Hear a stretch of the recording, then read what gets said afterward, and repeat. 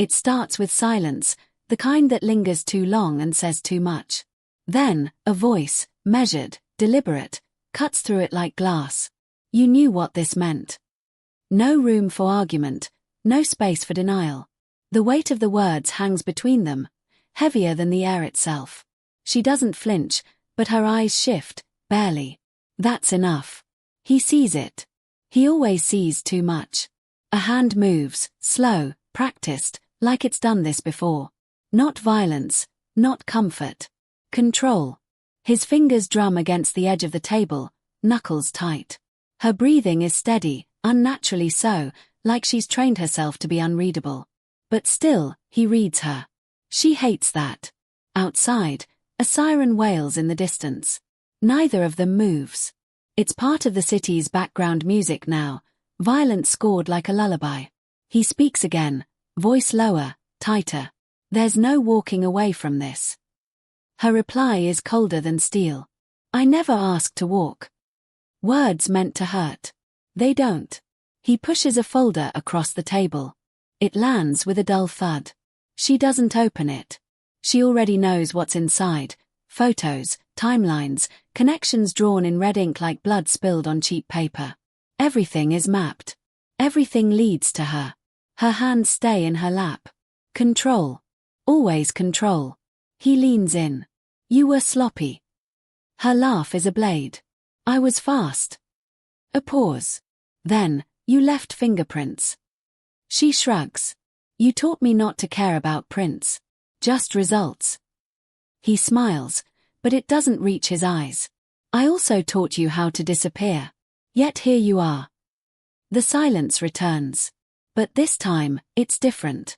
Thick with consequences. She finally opens the folder. Her eyes scan the pages. No reaction. The kind of calm that unnerves people. But not him. He trained that into her. Built her to be this way. Now he sees the monster he made, and she sees the man who made her. I need a name, he says. You need a body, she replies. A test. He knows it. She watches him weigh it. Then he nods once. 1 week. She stands. 3 days. It's not a negotiation. She turns without waiting for approval. He doesn't stop her. She won't be stopped. The door clicks shut behind her. The room feels colder. He sits back, alone again, just the way he likes it, except he doesn't. Not anymore. She's out there now, and she's better than they expected. Smarter. Meaner. Unafraid. A reflection with sharper edges. He pulls out another folder from the drawer.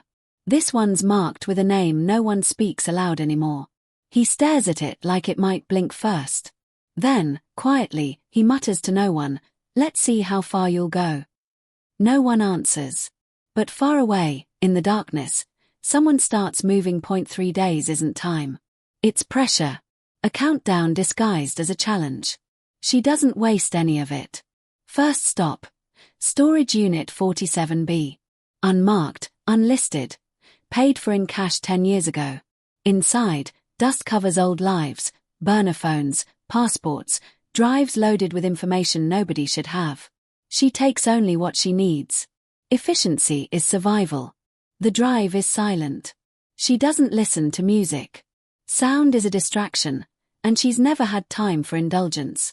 Her thoughts are organized, segmented, weaponized. The name he wants isn't a mystery. It's a shadow. One she's followed before, one she thought buried. But some things don't stay dead. Some things don't even bleed. She changes cars twice, burns one. Not because anyone's following, but because she refuses to assume they're not. A ghost doesn't get sloppy. She books a room under a name that doesn't exist, in a hotel that barely does. 4th floor, corner room, fire escape access. Curtains closed. Lights off. Laptop on. She decrypts a drive in under 10 minutes. A file opens. Details on a man who's supposed to be missing. Ex-Special Forces. Disappeared 6 years ago after a botched mission no one wants to talk about. The file says he's dead. She knows he's not. She made sure of it. She covered it herself. That was the deal. He vanishes. She gets silence. But silence doesn't last. Not in this business. She makes 3 calls. All untraceable. One gets answered. A woman's voice. No greeting. Just breathing. She speaks first. He's active again. The woman says nothing for a long time. Then, "You sure?" She replies, "He left a signature. Same pattern. Same radius." A beat. Then, "Where?" Her answer is quiet. "Berlin." The line goes dead. She closes the laptop, unplugs the battery, snaps it in half. Into the bag. She doesn't pause. Action is clarity. Reflection is for later. Maybe. She loads 2 handguns, wipes them down, wraps them in cloth, places them beside a steel blade no longer than her forearm. Every tool has a purpose. Every choice has weight. By dawn, she's at the airport. No luggage. No ID. Just motion. She doesn't go through the terminal. Private access. Cash-only charter. Pilots don't ask questions when they're paid not to care. 30 minutes later, she's airborne. 17 hours to Berlin. Long enough to plan. Not long enough to hesitate. In flight, she reviews mental maps. Locations. Contacts. Habits. His not hiding. His waiting. That's worse. She remembers the last time they crossed paths. How close it got. How much blood it cost. She should have killed him. She didn't. Now it's a debt. She leans back, closes her eyes, doesn't sleep. Sleep invites dreams. Dreams invite weakness. She's 3 days out from a war. One she didn't start. One she intends to finish. The plane cuts through clouds like a blade through fabric. So does she. Berlin is grey when she lands, wet pavement, low sky, air thick with history. She doesn't look out the window. She's not here to admire the city. The pilot doesn't speak. He knows better. She steps out with nothing but a coat and a purpose. The contact waits near Alexanderplatz. Tall, lean, sharp-eyed. He calls himself Marek now. Last time, it was Luca. Doesn't matter. Names are masks. She nods once. He falls into step beside her. No questions, no greetings. Professionals don't waste words. He leads her to a safe house, neutral ground, off-grid, secured by old favors and older threats. She scans the space before entering. 2 exits. No cameras.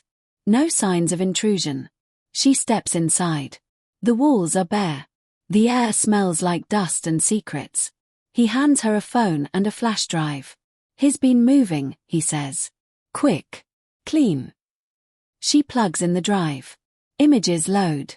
Grainy surveillance. A man in a coat. Hat low. Gait unmistakable. It's him. Still alive. Still dangerous. Last seen near an old checkpoint turned nightclub. Underground. Loud. Perfect place to vanish. She memorized the angles, the rhythm of his movements. He hasn't lost a step. Why now? Marek asks. She doesn't answer. Doesn't need to. The timing doesn't matter. The fact that he surfaced means something broke. That means someone's going to die. The only question is who. That night, she watches the club from a rooftop across the street.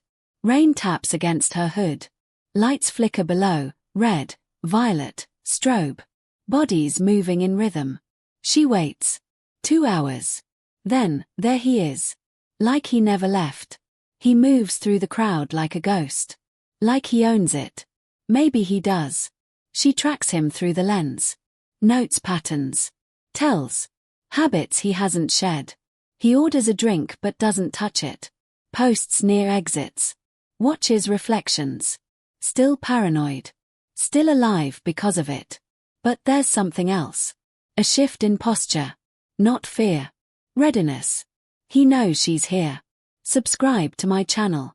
PK News next video is very biggest news and shock news next video. Wait tomorrow 9 PM video. Okay, subscribe.